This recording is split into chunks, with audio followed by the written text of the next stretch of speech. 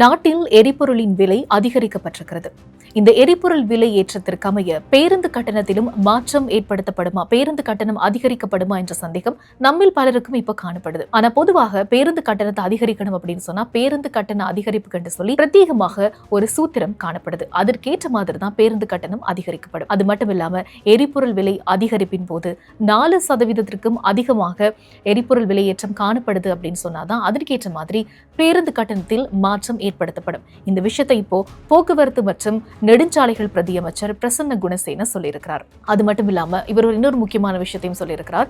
இந்த எரிபொருள் விலையேற்றத்திற்கு அமைய பேருந்து கட்டணம் அதிகரிக்கப்படல அப்படின்னு சொன்னா நிறைய பேருந்துகள் அதனுடைய சேவையிலிருந்து இடைநிறுத்த போறதாக சொல்லியிருக்கிறாங்க. வேலை நிறுத்த போராட்டத்தை முன்னெடுக்க போறதா சொல்லியிருக்கிறாங்க. அது மட்டும் இல்லாம இவர் இன்னொரு முக்கியமான விஷயத்தை சொல்லியிருக்கிறார். இந்த எரிபொருள் விலையேற்றத்திற்கு அமைய பேருந்து கட்டணம் அதிகரிக்கப்படல அப்படின்னு சொன்னா நிறைய பேருந்துகள் சேவையிலிருந்து இடைநிறுத்த போறதா அறிவிச்சிருக்கிறாங்களாம். இது ஒரு நியாயமற்ற செயல் அப்படின்னு சுட்டி காட்டியிருக்கிறாரு.